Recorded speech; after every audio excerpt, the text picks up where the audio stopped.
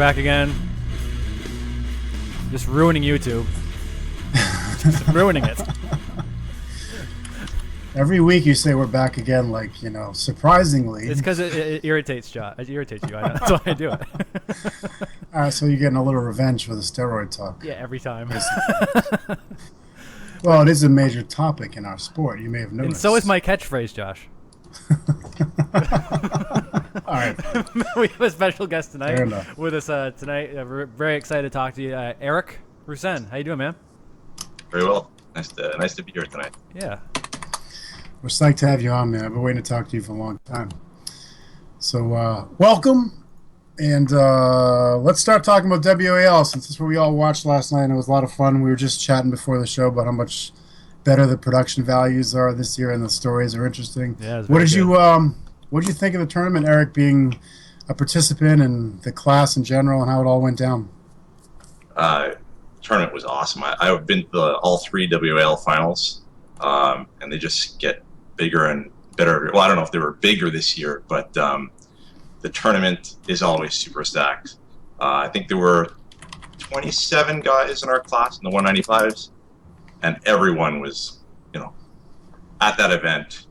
Every match is a challenge. Everyone's good, so it was just great to be part of. And I was happy with my results, although I lost on the show. I did, but I don't know. I got 5 or 6 wins. And Did you? Yeah, so I ended up getting 7th. Last year I got 8th, so incremental progression. Maybe next year I'll get top 6. Yeah. Well, this year's class was harder as well, wasn't it? Compared to last year, I'd say they were close. They were close. Yeah, we were just talking to Neil about that on the last show too, where when you have a system where you have to qualify for more than what you have to qualify at a tournament, and then you have to qualify at another tournament, there is no easy draws anymore. Right. Everybody who's there is a bad man because they had to get there somehow. Absolutely. And Josh, no, you're right. With the addition of the Europeans, it definitely added something to the class for sure. Yeah, Nanostad was something, man. I mean, I've seen him, in videos on YouTube and such, but it was just fun watching, see how tall he actually is and how lean he is. And it seems like that's, a very common frame these days. It's like it's my friend Mike Shalhoub. You may have met him before, Eric. He keeps saying, Josh, you got the best frame. Everybody who's good at arm wrestling right now looks like you. So I guess I'm going to be like a world champion any minute now because I got the looks. It's going to happen. Nicholas's long arm definitely created a challenge for Todd, and his left hand matches. Those were incredible. Yeah, and I was watching those matches. Me and Josh Handeland and Matt Tucker, where I train, and we're watching it last night. And I'm going, Nick is comfortable because he's obviously having a very hard time holding him up, obviously because Todd's a beast. But he's been pulling Frode like that for years. Yeah. So he's sitting there going, well, I've felt this before. That twisted arm position isn't all that uncommon for him. Yeah. But I was very impressed with Nicholas, too, when it went inside, and he still was right there with Todd. Yeah. No, absolutely. I noticed it was my first time seeing Nicholas and Frode live, and they're phenomenal pullers. Like, almost in any position, they don't look worried. They're patient. They know what they're doing. That was very impressive display. Yeah, and Frode's a little insane, too, so that always helps. He's a half inch from the pad in a horrible position. He's smiling at everybody this is arm wrestling, guys. Who did you end up losing to, Eric? My only 2 losses, I only pulled left because my right arm tweaked it at a tournament in April. So my only 2 losses were to 2 Europeans. I lost to Glenn Bengtson and to Frode. Okay. Pretty good losses. Yeah. No shame in that game. It's always harder. It's always harder facing. I've never pulled either of those guys, so it's a little harder to know what to expect. Yeah, if you have no idea. Yeah, exactly. And I was very impressed with Glenn. Because I'd seen videos of him from Arm Wars and all that. And he's always been good, but he just seemed like he was a different dude at that tournament. Yeah, no, he was awesome. Very impressive. Very explosive. Yeah, he was really good. To give Mike Salieris the battles he did left-handed was very impressive. Yeah. Mike's performance in general was impressive. He must be very happy. I mean, I was talking to him last night before the show came on, and he didn't give me any spoilers. I didn't realize that he would play second. Pretty amazing. Yeah, he's very consistent with his left the past few years. He doesn't often have a bad showing with his left arm. No, and Mike really knows how to show up. Yeah. You know, I mean, he can stay away and not pull for a year, and when it comes time to making it count, he does know how to step up and make whatever he wants to happen for the most part. You know, like he says he's a pretty nice guy, but at the table he's not. And he's not kidding. That dude will not give an inch. No. And it doesn't help. It doesn't hurt that he's super strong too. You know. Yeah, absolutely. He's got a pro wrestling beard too. You know, so if you ever decides to quit arm wrestling, I think WWE would hire him. Don't you think so? I mean, he's got the look. He's got like that Mad Dog look, that crazy beard. I mean, he's perfect for it. It definitely can't hurt, Josh. It can't hurt. And there's a who's that guy we were talking about last week who used to be an arm wrestler, who's a pro wrestler now? Scott Norton? You know. Or... Yeah. So there's already a precedent set. Yeah, see? Well, there's tons that. I don't know if you've read, I've written an article on pro wrestlers who used to be arm wrestlers. Scott Norton, obviously, he's the most famous. He won Over the Top, the professional heavyweight class. But Bam Bam Bigelow? Yeah, I remember that. The very early 80s, he finished second to Cleve Dean at an event, at a world event, actually. Really? Yeah. Ravishing Rick Rude, he also did well. I didn't find any results that showed him placing as highly as those two guys. But there's been a ton of, well, not a ton, but there have been several professional wrestlers who used to dabble in arm wrestling. Almost too many. So, yeah. I know Max Maxwell used to be a wrestler too for a while. Oh, yeah, so, yeah. So what about you, Eric? You're also a two-sport athlete. And we talked to a couple people, you know, James has been on here, and Lucas Raymond, who I think you've trained with a couple times. Mr. Devon? Both of whom are grip athletes like yourself. So what do you, I mean, they basically have said it's hard to train for both. Do you feel that way, or do you feel like that you do certain grip exercises that complement arm wrestling, and do you tend to do those more than others as a result? I don't think it's too hard to train to do both, because anything grip there's not much that's going to hurt arm wrestling. So my training is pretty much focused on what the next event is. If my next event is a big arm wrestling tournament, I'll be doing a bit more, you know, bicep lock type exercises, arm wrestling type exercises. Right. And if it's a grip contest, I'll be training the very specific events. And grip contests, the events change from event to event, so I'm not always doing the same workouts. I find it's not too hard, but you have to be careful. You can't go overboard. That's what I'm learning as I get older, is that my body doesn't recuperate quite as fast, so I think a little bit smarter in my training. Mm-hmm. Do you think that you can, and I'm only asking this because I have no idea about the grip world, but are there any bad habits that you can pick up from grip training that carry over to the arm wrestling table, or is it everything help, do you think? Oh, I mean, there are some grip exercises that aren't really related to arm wrestling, but I don't think any really hurt arm wrestling. Right, okay. Like I don't think hand grippers are very important for arm wrestling. But I definitely don't think it'll hurt your arm wrestling. So, what would you say if you're going to pick like the three grip exercises that you think translate the best? What would they be for arm wrestling? Yeah. Any wrist wrench is a good example. Have you guys tried the wrist wrench? Yeah. Oh yeah, I used it tonight, as a matter of fact. Yeah, I mean, you really feel that that really targets the wrist. Yeah. Wrist wrench, any thick handle, but with you get more out of it for arm wrestling if your thumb is underneath. So if you're actually cupping any of those exercises. Aside from that, any wrist type of exercise you can think of, I'd say crushing. Your crushing strength is probably the least. The biggest benefit, I guess, is it can maybe slightly thicken your hand in the long run. Yeah. Which could add a little, but to be honest, I have not noticed that much of a difference in thickness. And pinching, I don't think there's much overlap, but once again, I don't think it can hurt. So I would say the thick-handled, but usually with a thumb underneath, is the type of exercise I think carry over the most. Do you think that those thicker exercises are training your hand a little more open rather than strictly closed? You know what I mean? Yeah, and your hand is open. I mean, I think my strongest events in the grip world are anything thick bar, and I think part of that is from arm wrestling for so many years. You know, you're in this position, and your static strength in this position to block the top roll. My fingers got very, very strong, so those are the events I naturally do very, very well at. Mm-hmm. So yeah, the hand is open, but I think that's, in arm wrestling, it must be close to something like this. So Yeah, exactly. Right. and your hand isn't tight like that. So Right. yeah. Yeah, it's kind of like rope climbing for me. I never really did any rope climbing, and then like one day I just tried it, and I was great at it. And I just figured, I'm like, well, it has to be a good exercise for arm wrestling because I think my arm wrestling strength made me a good rope climber. You know what I mean? So I think, if you're probably good at thick bar from arm wrestling, that slightly open hand as opposed to just crushed, probably, that's probably where you're building it from. So I think if you can find an exercise that your arm wrestling developed, then that's probably the one that you can push a little further in your other training to kind of help out, yeah. Were you trying to escape from Tim Breslin when you climbed that rope, John? No comments.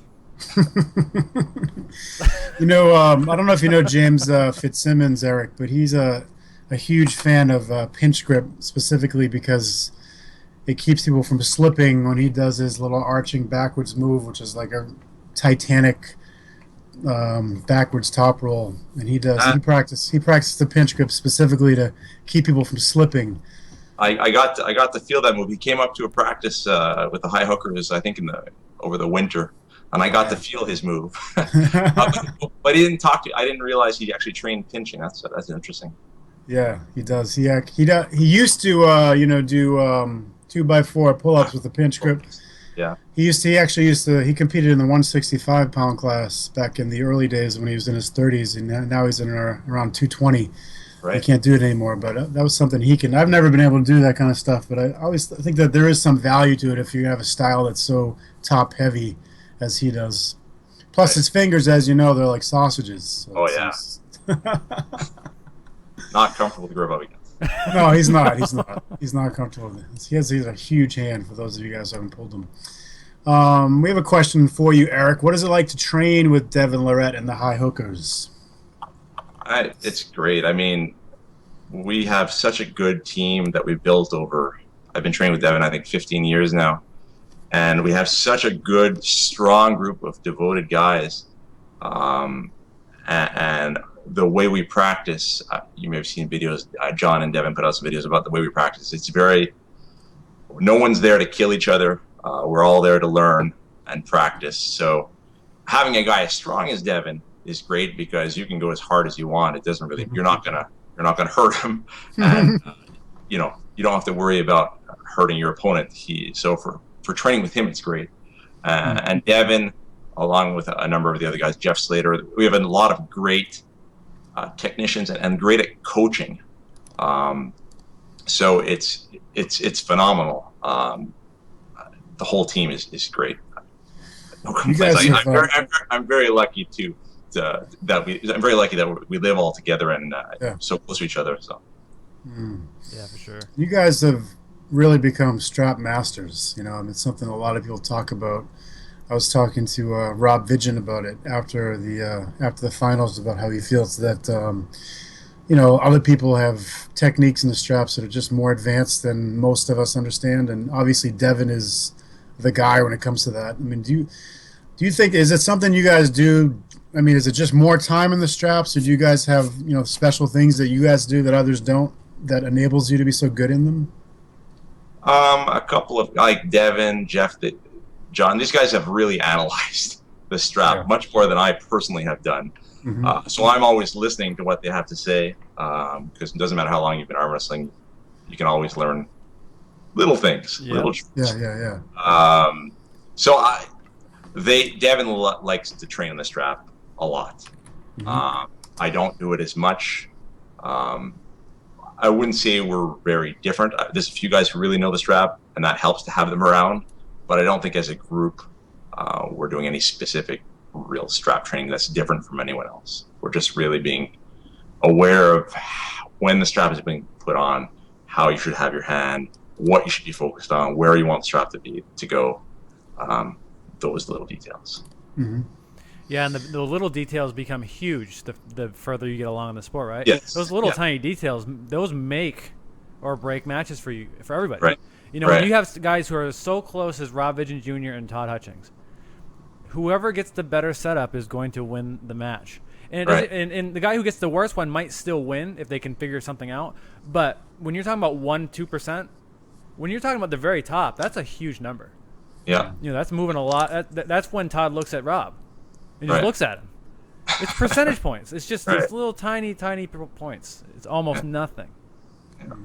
So when you're talking about if that strap is a half inch higher, half inch lower, if your palm's a quarter of an inch lower, those little details are so big Yeah. at that Yeah. higher level.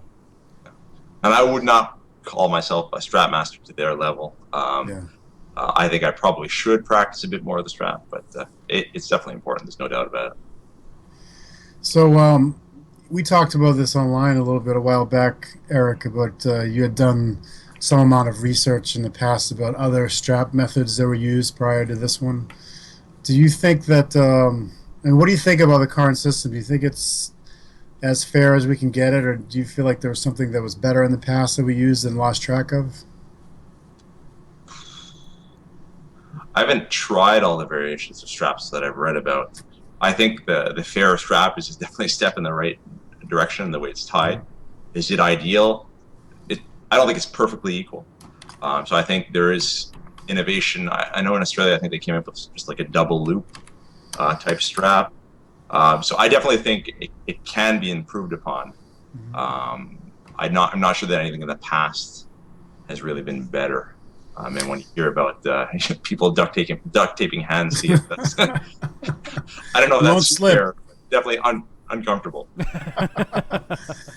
We're going to try a single loop at the Boston City Championships on August 6th and see how it goes. I'm going to video all the matches that go to straps and share it with everybody. We'll see how it goes. I mean, we're going to have regular straps there in case it doesn't work.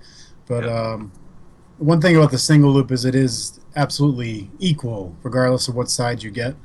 So that's the benefit of it. And, it's easier to get out of. Like if someone really tried to ditch, they could.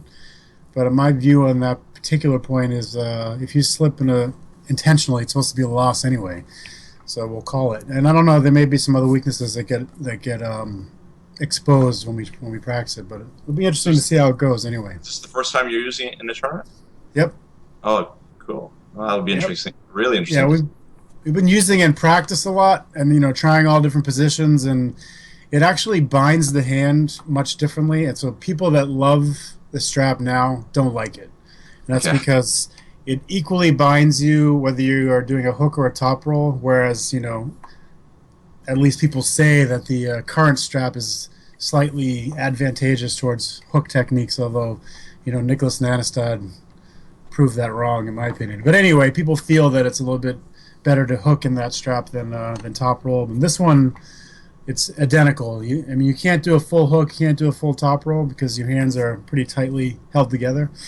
But it's an equal disadvantage. So I'm curious to see how it's going to go. But anyway, I'll share it with everybody in a couple weeks.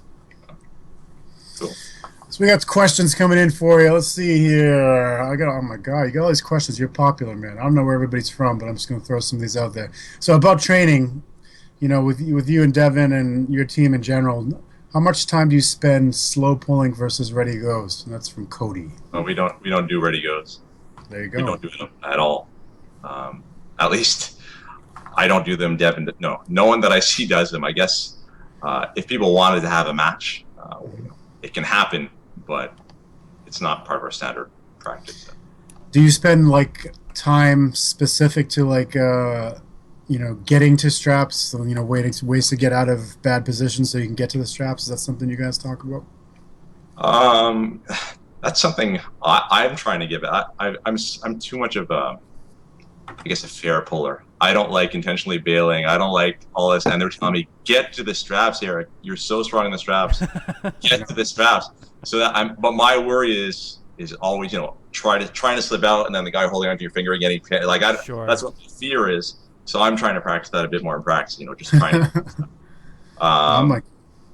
Pardon? I said, I'm like you. I don't like that either. I always feel like I should at least try to win as long as I can. If it slips, it slips, but I don't like trying to intentionally slip. It just feels... Right. Oh, not me. I'll tell you right. If I feel like I'm like a ghost. You just see a dust where I was. And I feel so good when it happens. So that's the type of thing. That's the type of thing we could practice if you wanted to practice that.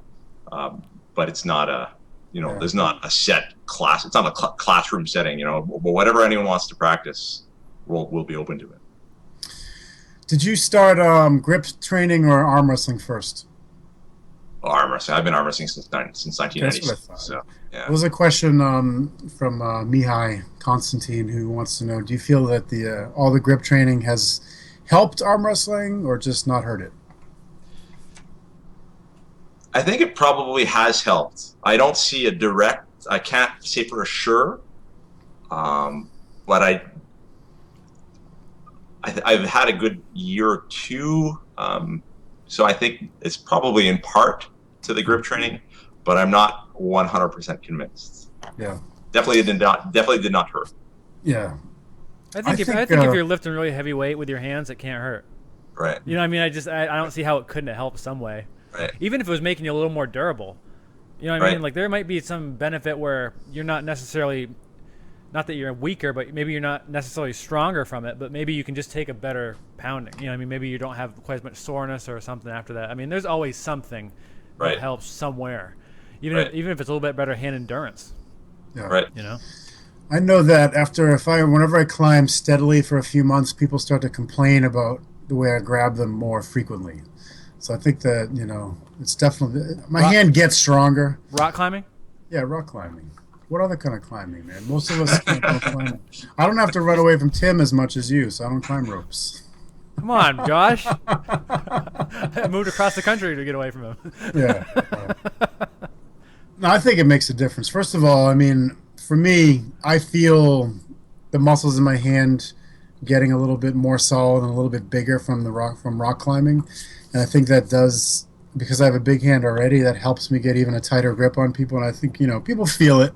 Now, the question is that just like a little bit of an intimidation factor? Or does it actually contribute to the match? That I don't know. Right. But even any bit of intimidation, it can't hurt. Yeah. Yeah, the sport's kind of mental, too. Yeah. And I always, you talk about the intimidation factor of that. I've always preached and thought that if someone's got a real good grip on my back of my hand with their fingertips, that you're just showing me where the front door is. Like that's where I'm going to hit as hard as I can, because my theory is once the fingers are locked down, the wrist is coming with it. Now it might not be true. For some people it might be true, and some other people it might be completely untrue. But I mean, maybe that's me reversing the intimidation factor, right? I feel Josh's big claw in the back of my hand. I'm like, oh, good, his wrist is going to flop. And then I hook you. Yeah. So I'm just running away everywhere. Well, I don't know. It's hard to say. I mean, you ask 10 people who are really good in the sport this question, you get 5 people answering one way, 5 answering another. It's hard to know. It's one of the reasons we started doing this show, Eric, is because we want to talk to everybody and find out how they train and what they think is worthwhile. And I don't know if you watched any of them, but there are some common threads that have been coming up, and then there is quite a bit of differentiation as well. I mean, like the grip sport stuff. So a lot of people don't train the grip at all. Like Dave Chafee being an example. I mean, he trains his hand, but he doesn't do any specific grip work. Yeah, I don't do any myself either. Yeah. I think the thing I like the most, one of the things I really like about grip sport is there's so many different ways you have to train your hand and wrist. There's so many different exercises, and there's so many different events that are contested that the training stays very interesting. Because you're always working with different equipment, and so it's that part it keeps things interesting. Yeah, and that is definitely the common theme in exercise in general nowadays. From CrossFit, which we all like to make fun of, but grip sport's a good example. Even the conjugate method that we've been talking about a few weeks in a row with the West Side Barbell stuff. It's changing up what you do frequently so that you're constantly working on different muscle groups, even if it's only a small difference. That at least you're always improving, so you don't plateau as we have as frequently in the past. And we had a big conversation about table curls and stuff like that, which the older generation, that was what everybody did, table curls. They even had table curl contests. And now very few people do it anymore. It's because we've moved on, away from that kind of stuff. So I think you're one of the best people to ask, Eric, because you've done so much research, which all of us appreciate very much, by the way, into the history of arm wrestling. And do you feel like the old school way of training, do you think there's still value there, or have we moved past it? I think the evolution of sport, I can't imagine it was better than what we do now. I don't think we would have moved away from it if it was better than what we're doing now. Table curls. I've done table curls as well, and I actually quite like the feeling. I don't do them as much anymore because it bugs my elbow. Yeah. No, so I find it difficult to say that the training principles that are popular now are not as good as the ones back then. So Yeah. different ways to get strong, but I can't imagine that we're not doing things at least as well as we were. How do you think today's guys do against the best from, say, 30, 40 years ago? I would think now, if not because we're stronger, there's just so many more arm wrestlers. I mean, 20, 30 years ago it was Canada, the U.S., and a couple of other countries. Right. With the world joining us now, I just don't see how, on a whole, that we wouldn't be stronger now. The elite of today would beat most of the elite of the past. I would think. I agree with you because a lot of the videos that I watched, and I mean, I was involved in the sport in the late '80s, and obviously a lot of things have changed since then. But even back then, techniques that we have now versus then are dramatically different. And Al Turner was like the big guy in my neighborhood when I was getting into the sport. And if you see the pictures of him arm wrestling, he had his non-arm wrestling elbow planted on the table, and he was just like that. I mean, and he was so incredibly strong that it was enough for him. But Right. today that wouldn't fly. People would go right through him. Right, You know? right. I'm sure he would still be a good armor. I just don't Oh, know. I'm sure he would. Right. He could do some impressive stuff. I've read that he could do one-arm chins, or at least one-arm chin holds, Yeah. holding a 75-pound dumbbell.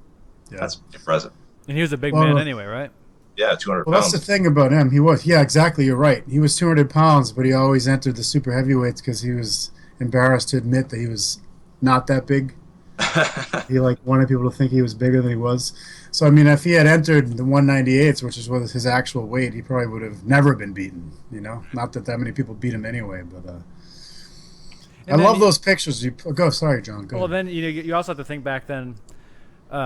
Even a little later on, like Yukon Jacks, that kind of thing. 200 pounds was the super heavyweight. 198 was the cutoff. I mean, you can make 198, of course, but I mean, the Yukon Jack was 165, 198 in the heavies.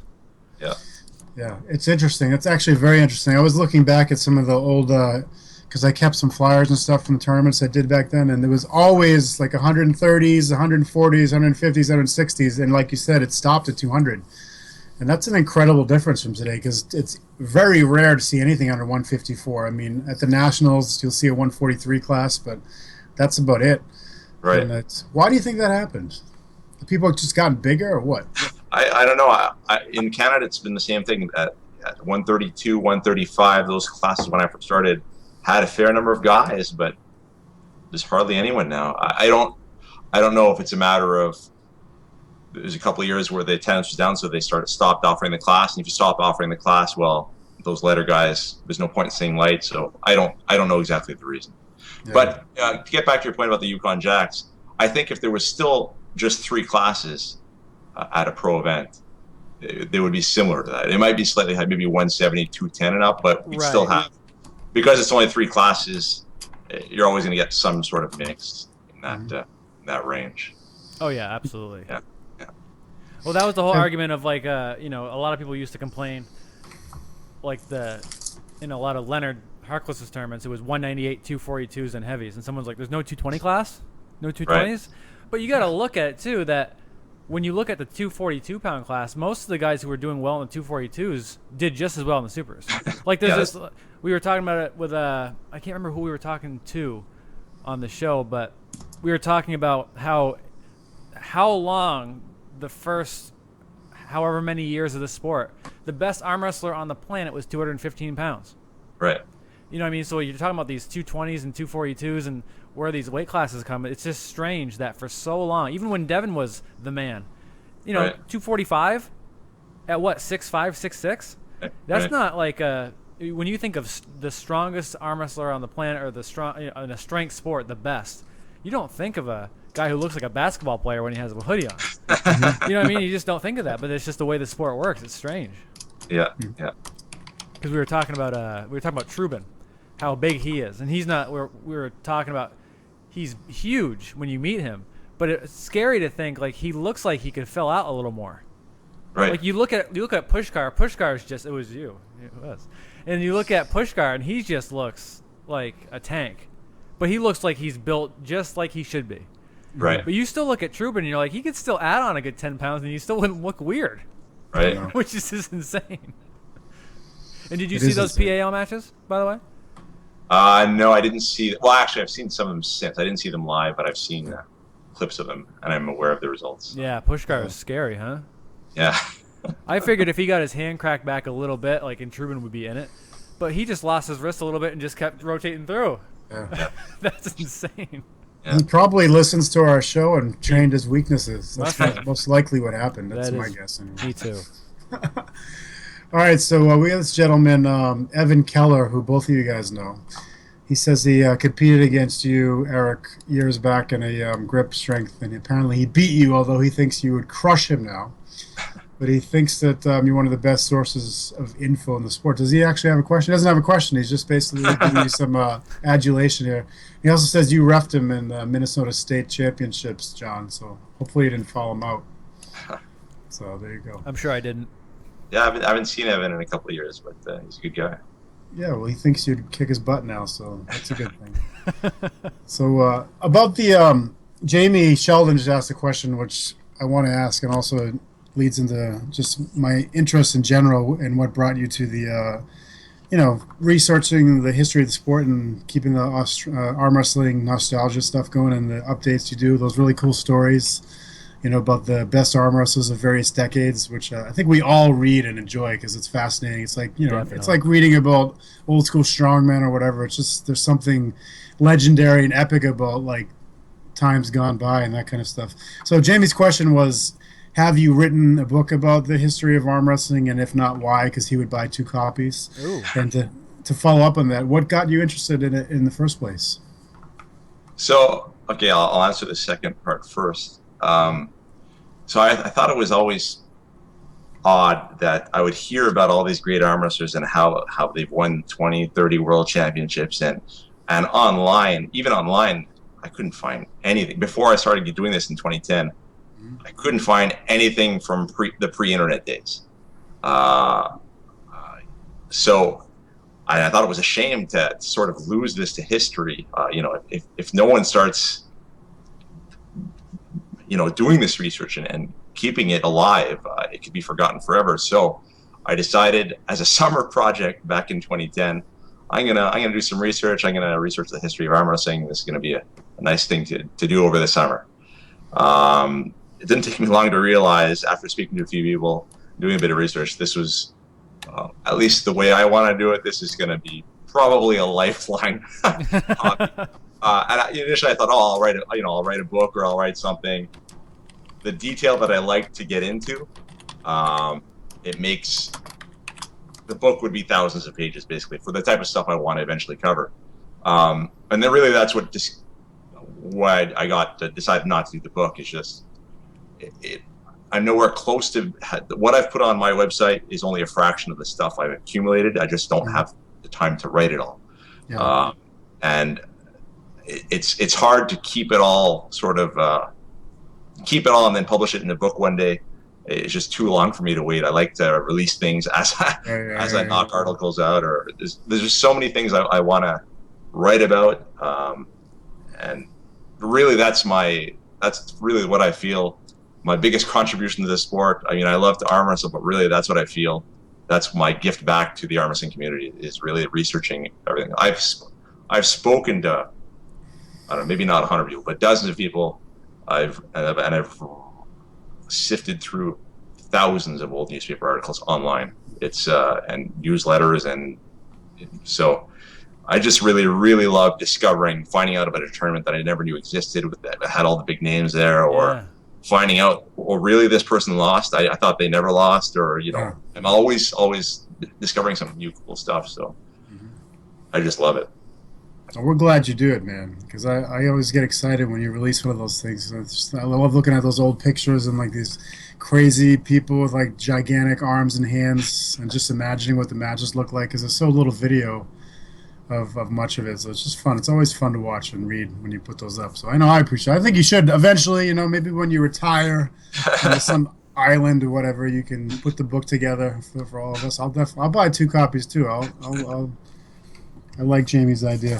Yeah. Do you think if you're gonna pick a couple guys, from or women from back in the older times, if they trained, properly like we're doing now, who do you think would have been like a couple of standouts? I mean, people like Evans mentioning Cleve Dean and Gary Goodridge, or would you go even further back? I mean, the 70s is really when the bulk of the armor. So before the 70s, before Petaluma World Wrestling Championship got on TV, arm wrestling really was, it was very much a local event, very, very, very few tournaments. Mm-hmm. The 70s is when the sport exploded. With that being on TV, all of the greats all the legends that we talk about now got their start in the 70s and early 80s. Mm-hmm.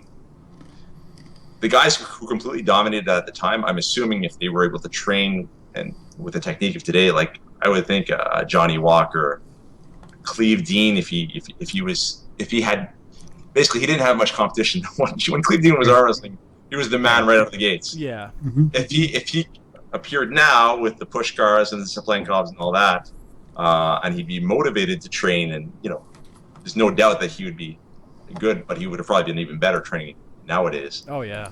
But I would go with anyone who was elite back then, plop them down today with today's train techniques and nutrition and all of that. I'm sure they would still be competitive. Like Dot Jones. Dot Jones, between 83 and 96, her only losses were to Leanne Dufresne at over-the-top losses that she avenged. Yeah. How that's a pretty impressive record. Yeah. You look at Johnny Walker, you just look at that guy and he's an athlete. You know what I mean? Yeah. Even when he got older and he slowed down, he was still giving Brzezinski a match at Yukon Jack. Yeah. At 198. That guy, like, if he had like you said, the training and the nutrition and the knowledge that we have today, I just can't imagine that guy wouldn't be great. Dave Patton. Yeah. If you ask me, just for the stories of his work ethic, like of the workouts he would put himself through, if he did that, like, who knows? He might even do the same thing he did before. But those kind of guys, they're just special guys. And if you put them in our situation, I don't think they can do anything but thrive. Another guy comes to mind, Virgil Arciero, who was the king between 76 78. Devin has been all over it. He went to practice with the California team probably 12, 15 years ago. And Virgil Arciero was there. And he was already in his probably 65, 66 years old. And Devin said of the whole group, that was the guy who impressed him the most. He couldn't believe the strength. And Virgil came out to an event in Las Vegas in 2005. I don't remember if you remember the Ultimate Arm Wrestling. Yeah. Events that got put on in the mid-2000s. Those are the biggest events of the decade, basically. And Virgil Arciero came out and pulled the 242 class. He was 67 years old. And I was there, and he didn't place top 5, but he did win matches, and he had a great match with Michael Todd, like a minute-long match. Michael won it, but basically hardly anyone in the room knew who this guy was, the 67-year-old man, and he was impressive, to say the least. Yeah. So, if he was younger, in today's world, I'm sure you'd do very well. Yeah, and then you were talking about, Cleve Dean being so dominant. You see old videos like the WPAA, which most people don't understand, that those tournaments had the 2-go system, where they would say ready, go, and then you could move your arm, and then they say go again, you can move your body.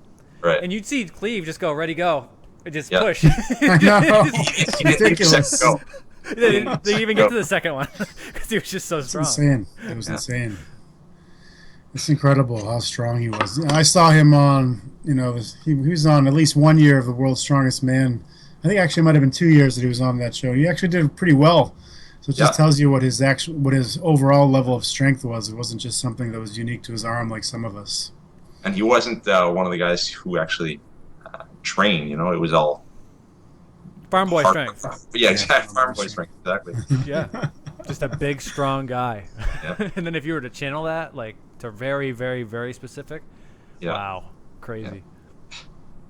Yeah, I love watching the old guys, man. I mean, we still have. Norm Devio still trains with us every week, and he wins most of the tournaments he enters still at age 75. I mean, he's in the 154-pound class. It's just it's incredible, and there's always a few new people in the audience or whatever, and they just shake their head. They can't believe it. Yeah. It's like, so who knows? Even at age 67, if he changed the way he was training, he might still. It seems like, compared to other sports, arm wrestling, I don't know, maybe like curling in the Olympics, you can still do it when you're in your 60s and 70s. Yeah. The longevity of wrestling is great. Any strength sport like this, you can keep getting better into your 40s and beyond, maybe. Yeah, it always surprises me, because like I trained with Ron Klumba for about 7 years, and I just took a trip back out to Rhode Island, and I pulled him for a bit, and he's gonna be 59. He feels great. It just always surprises me how long somebody can stay strong for. And they always say, like, with powerlifting and all these other sports, that the explosiveness goes away first. The power stays. But for some reason, arm wrestlers, like certain ones, Ron's just as explosive as he's ever been. I don't understand where the hell he gets it from. He must be cheating. Yeah, he's fast. He's still fast as a whip. He almost never gets beat to the hip. It's very rare. It's very rare. Do you take any supplements or things for your tendons or joints or anything like that? This gentleman, Zombie, would like to know. I've never been a big supplement guy. I have taken before a big contest. I'll probably take creatine for 3 or 4 weeks and amino acids, but it's definitely not year round. It's sort of give me a boost sort of in the last 4 weeks before a contest. I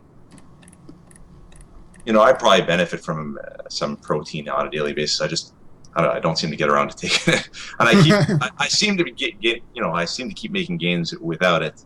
But I definitely notice when I take creatine, it gives me that little boost. Yeah. What do you think it does for you? Does it just add to your joint stability? Do you think it adds to your muscular strength or recovery, or probably all of it? I just feel better overall, stronger, recovery, everything. I guess I'm a big responder to creatine. People respond differently, but to me, I know Devin's the same way. He definitely responds to creatine. Yeah, I remember him saying that years and years ago when he decided to go from that 220-pound guy to a 240-pound guy, and right. I remember him saying, "Oh yeah, I take creatine. I'm 5 pounds heavier like that." Right. Like he just puts on water and it just in all the right places, kind of thing. So. Right. Yeah, some guys are just really good. I know years ago I took it, and I used to get a lot of cramps in my hands. Okay. I haven't touched it since. Maybe it was just I didn't take enough water in or something, but maybe I was just a bad responder. I have noticed on tournament days where if you get pumped up, the pump stays a little longer, and that can be, if you're arm wrestling a few matches in rapid succession, that could be a little annoying. But yeah, sure. So let me ask you this, Eric. You've, again, with your knowledge of history, and obviously you're involved deeply, at least in the WAL, do you feel they're doing the best job of all the various promotions that have been around? Or do you feel like anyone else had a really good, idea or set standards or good competitions that for whatever reason didn't make it? Who do you think's done the best job, I guess, basically, in promoting the sport? I would say WAL. In my opinion, they're doing a lot of things right, and I don't really have any complaints about what they're doing. Mm-hmm.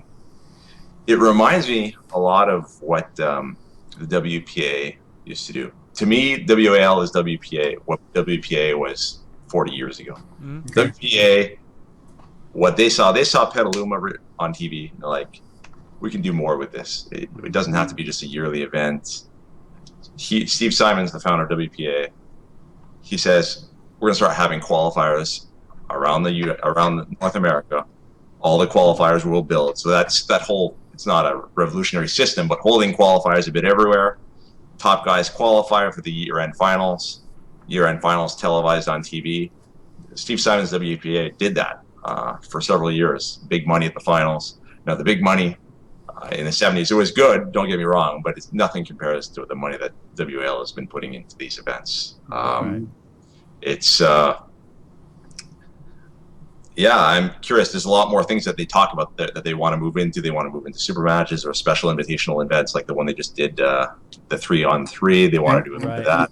So they have lots of plans, but just the structure of I like the structure of the qualifiers and the regionals and the finals. I think the only single event that is comparable to the Wild Finals is the Over the Top Championships when that event that they held in conjunction with the filming of the movie, where they actually went and did qualifiers in like a dozen countries around the world, right. And the top guys were flown in. I mean, that's a big deal. That's pretty awesome, yeah. So I think that single event stands out above them all still.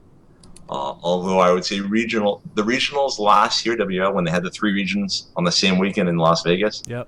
That was something. That was a lot of top arm wrestlers in one spot. Mm-hmm. That was the feeling of that event was really, really special.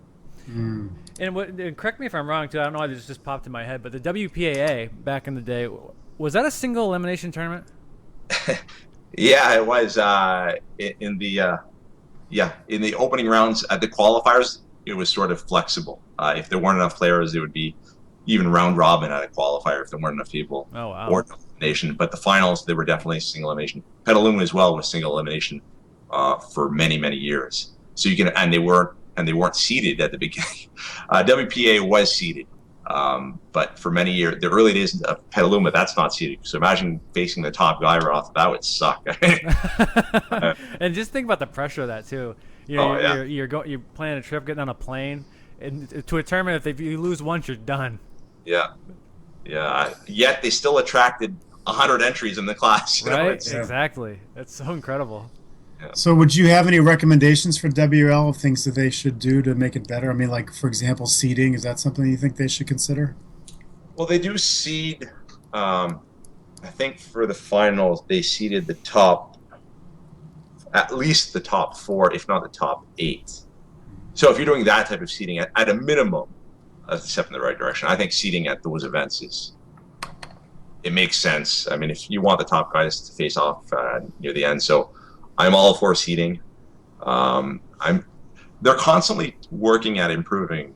Every year they've made minor tweaks to how they run these events. So right. They're definitely open to whatever makes sense, which I think is really great. They're very receptive to these types of little tweaks. Yep. What do you think of the starting, like the start hand, the setups, and the rules in general? Do you like them?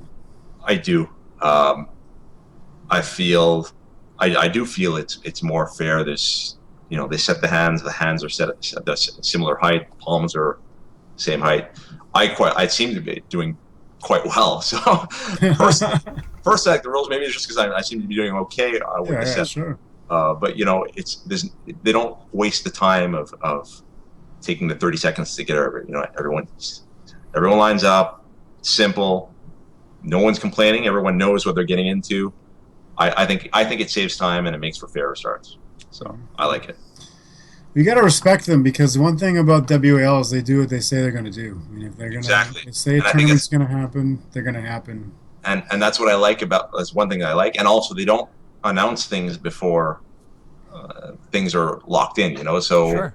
There haven't been disappointments yet. So correct. I'm very happy with how things have been going. Yeah, and I think it's very important what you said also, which is, we get up there, you put your hands together, we know what we're getting into. I think that's the most important part. You know what you're getting into. And I think sometimes we lose track where it takes time. It takes time to lock in a system or lock in a way of doing something. And sometimes today's life is very instant gratification. So if something's not working right in 2 months, we kind of quit on it. Right. So I think 2 years it's been really, really chugging along. I think I think they're at least they're trying a lot of things. Yeah. And you got to try it. You got to try things and see if they work or if they don't work. And I think that introducing like you said, the super matches and special events, I think that's a fantastic way to get some more response too. I do like the new tables, the tables that have the elbow pads that go all the way to the edge. Right. Uh, Top rollers. I mean, there's a lot of people who are going to like that, and I quite. And it's, you know, less fouls, easier matches, just a bit more room to move. I like that. Yeah. So Jamie wants to know whose hand is bigger, yours or RVJ, and have you stacked up with them in the last year or two? Got a chance to pull them? Yeah, I pulled him in the finals actually, but his hand is way bigger than mine. His hand is, you know, if maybe not a full inch longer than mine, but it's considerably bigger. I haven't. So I've RVJ. I've pulled many times over the years. I was actually his very first match at his very first tournament was against me in Vermont, 2004, and that was an event I was expecting to win. I didn't really see any competition, and he was my first match, and I won that initial match. But I had to work for it. Like, that was a tough match, hook match. I was like, who is this guy? And then I talked to him. He was like, you know, he says, yeah, you can close on number 4, captain of pressure. He was talking to me all these grip stuff he's been doing, how he competes in grip. I thought that was really fascinating. And he goes, so do you think I have potential? I said, you've got tons of potential. And at that event, I think we were 1-1 on the right, and I beat him left. And then less than a year later, he had made a big jump, and he was beating me, Bill Sinks, Jerry Cole. He was doing very well. Over the years, I think I've beat his left more often than he's beat mine. I beat him at the finals this year, left hand. Right hand, he definitely has the better of me. But he's just one of the guys. I'd rather pull him than a Todd Hutchings. Todd Hutchings, I've pulled him many times. I've never done anything with him. I really have. But with Rob, maybe it's the fact that I know that I've beat him before, and psychologically, and he's also not. He doesn't. His explosiveness isn't the same as Todd's, so right. There's more of a chance to at least get in the match. Right. What I'd rather face Rob in a grip contest, because when he was doing grip contests, he was basically the king right out of the gate in grip, and I know he has not been training it as much lately. So I'd like to face off against him in a grip contest after he has a few months to do some training. That would be a lot of fun for me. But, well, it's official. The challenge is out, Robbie. Yeah, Rob's one of those guys who likes to get control of the match first before he really attacks. Whereas Todd, really, he's blasting some direction. Right. Doesn't really care if he has control or not. So, right. Yeah, I can definitely see why you'd have maybe a little more comfort. Just as far as like, okay, at least I'll have a chance to try to gain back that control that Rob might take. Whereas Todd just exactly. I wish I had. I'm not a fast puller. Like, if I could hit like Alan Ford, my teammate, you know, I think my top strength. You know, he's probably had the edge of the edge over me in strength the last couple of years. But we pull, you know, both like the top roll. I just don't have his hit. If I could somehow get the hit and get Todd's wrist back a bit, I think maybe I'd be able to get into the match. I'm not saying I would win, but maybe to give him more than I have been giving him. Sure. Against Rob, I'm lucky enough. I get to train with Rob pretty much every summer. I usually do a family trip down to the East Coast, and we rent a cottage on the beach. And I usually drive up to his place, and I train with him and Orrin Hubbard, who's another really, really strong guy. That guy in practice, holy, he's a strong man. Yes, I think it's just a matter of time before he starts opening some eyes at tournaments. He's the real deal. I agree. So because I get to practice with Rob every year, I sort of know his strength. He's strong everywhere, but I at least have some level of comfort pulling him. Yeah, absolutely. You know, John Brzezinski used to talk about that, where he'd go and spend the day when they did like the PAL, back when he was doing PAL super matches over in Europe. He would spend the day with like Taurus and spend the day with all these Europeans who were monsters. And he said he would humanize them as he got to know them. And he goes, well, if they're just people like me, then I can beat them. Right. You know, they're not these monsters they're just guys like me. So right. Yeah, by spending some time with the guy, you know, there's probably a bit of you that's like, well, he's just a guy. Like I'm the same as him. Whereas Todd is just sitting in some dungeon in a dark room with beer, just smashing sideways all day. That's pretty much true too. The interview we did, that's what he was doing. He was in a cave drinking beer the whole time. Yeah, I don't know, man. He looked so good, righty. It's just hard to see anybody stopping him at this point. But again, Rob did stop him 3 times, and it's like it's weird. That, I mean, at the end of the day, Rob has 3 wins on Todd. Todd has 2 on him, but they came at the right time and they were dominant. Right. You know, so it's it's you wonder, like, was Todd holding something back and not giving away like a technique that he planned on using in the finals, or did he, as you said, Eric, did he just figure it out, whatever it was that Rob was doing, and stop it the last 2 times? I don't know. Oh, no, that's he just figured something out. I spoke to Todd at the event, and he says he had to try something else, and then he was not holding back. No, I don't. No, I think if he was holding back, he would have never lost the first match in the finals. That's true. That's true. I think, like I said, we opened it with it's our percentage or 2. I think it's just that close, and the rules in the WAL really suited that match where, you can elbow foul and slip, and it goes to straps. Yeah. So Todd was just like, I don't care. I'm gonna get out of his hand. I don't care if my elbow has to come up 3 inches, Right. and it worked. So definitely good on Todd for figuring something out, because it was funny when he said it on our show, and then he said it on ESPN. And I've lost that guy 5 matches in a row, 5 different ways, which just made me laugh. Yeah, it did. Well, I like him for many reasons. One, he's a very bright guy. He's very strategic, and he's not necessarily a humble guy when he's on the table in the middle of a match, but afterwards he always is very self-deprecating, and that's something that I respect in people in general, athletes as a general rule, and particularly in arm wrestling, because we always have that. People still think we're a bunch of idiots yelling and screaming in the bar. So when people do that, I'm not a huge fan of it. So it's fun when somebody like Todd can beat himself up a little bit in an interview. Yeah, for sure. Did you have any mentors or heroes in the sport when you first got into it, Eric? People that you wanted to emulate or that you learned a lot from? John Milne.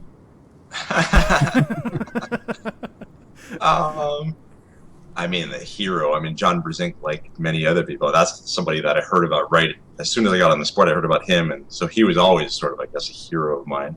I guess my first coach, the guy who got me into the sport, a guy by the name of Rick Blanchard, he's the one who invited me to practice, and the first year or 2, he would beat me every which way, and then I learned a lot from him, so I really looked up to him.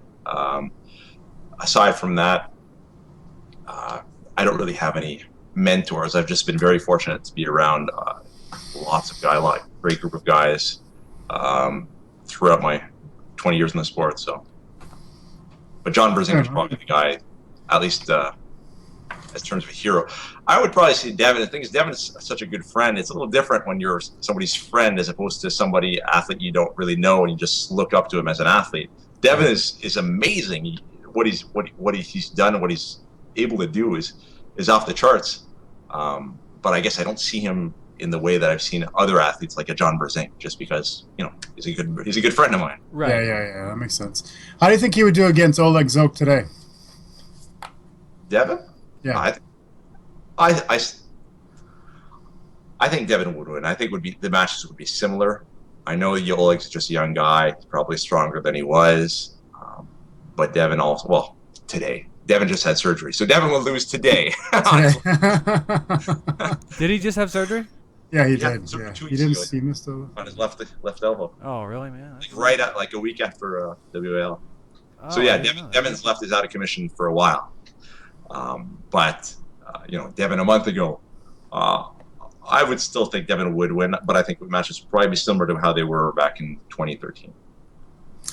Well, it's frightening when you think about it, even though we're not allowed to discuss the results of his class yet, but it's frightening to think that his left was injured and he still did as well as he did, Yeah. So what's he going to be like when it's fully healed? That's the question.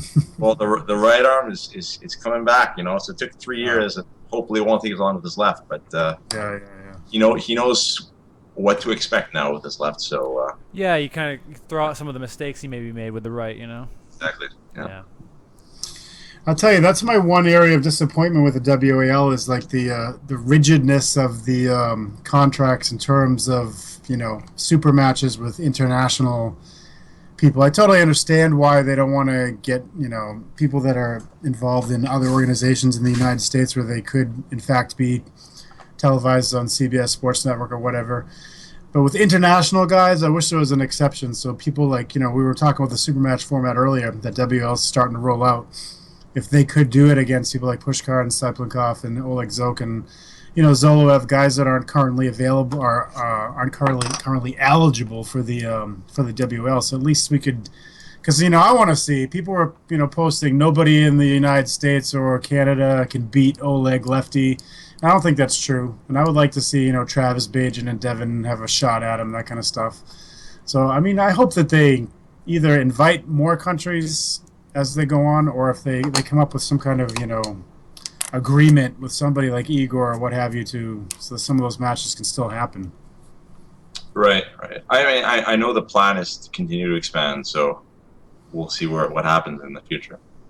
Yeah, everybody wants to see those matches, and usually if enough arm wrestlers want something, then we typically get it. So I would say it's kind of like that point we made before, which is it's only been a couple of years. 2 years from now, what's it going to be like? Right. It's going to be a whole lot different, I would suspect. In 2 years, I don't know if you remember 2014, but it feels like it was yesterday.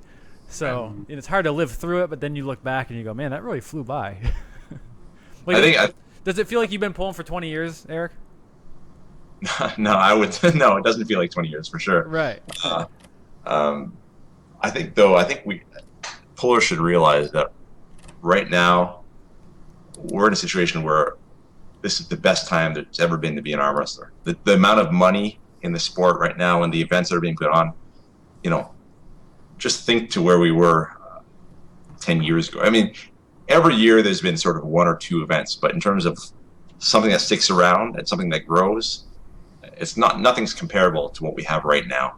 So I'm just hoping people realize that this could all be gone tomorrow. So appreciate it. I'm hoping it stays and keeps getting bigger and bigger, but appreciate it now because this is good right now. Yeah, and especially with a time where there's a bunch of different things going on, where promoters in these organizations are being competitive, or they're attempting to. That's right. Great for growing this thing, and we're just going to reap it if we if we utilize it. Right. If we don't, then we won't. So yeah, right. I definitely agree with that for sure.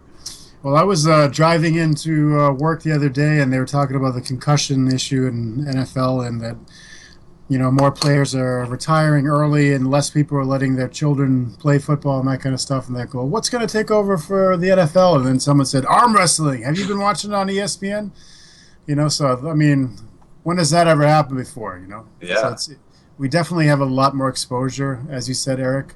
And I agree. I think it is a very exciting time to be in the sport, and we are lucky. So sometimes, you get hung up in little stupid details. Well, they don't do this exactly right, so I don't like them.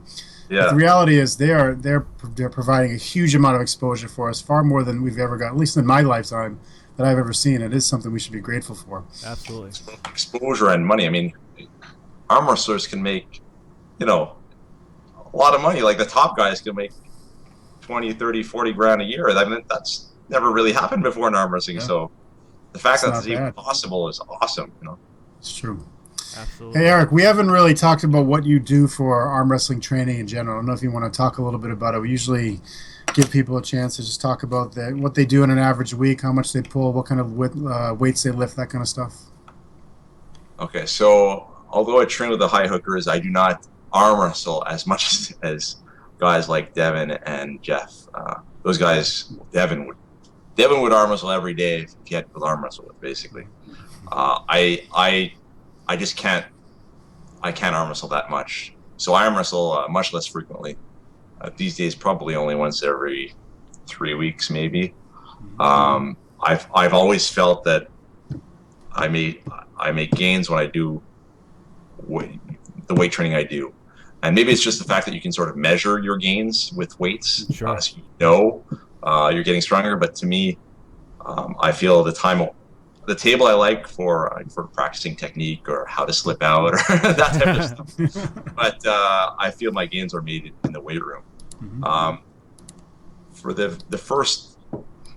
my first 16 years in the sport, I think I did I limited most of my workouts to arm wrestling.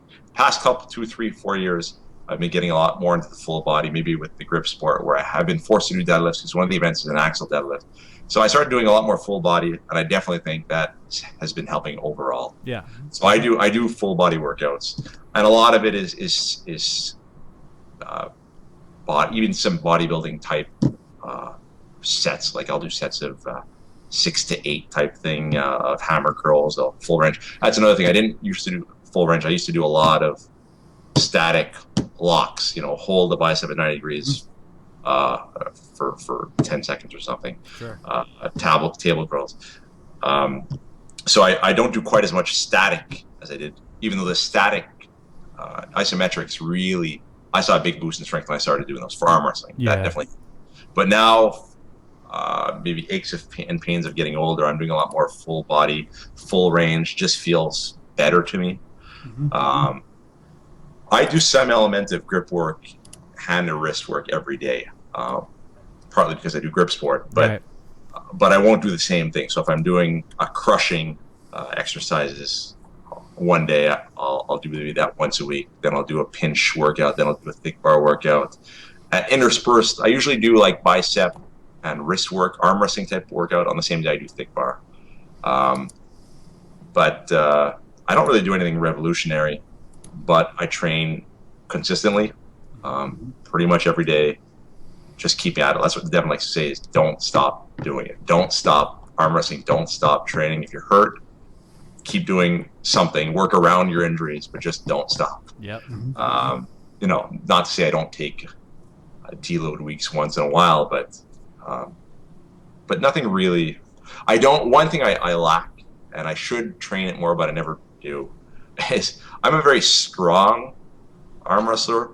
I'm not a very powerful arm wrestler. I cannot hit fast. I should be doing a lot more speed work, plyometrics, explosiveness, because that's really my weakness. If I can find a way to stop the match, I'm usually in it. Yeah.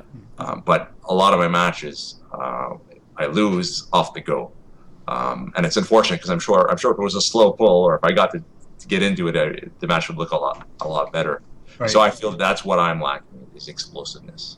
It's not required at all in grip sport. It's Right. your lifting stuff. But so. Do you feel like your hand can take more abuse than the arm? Yeah.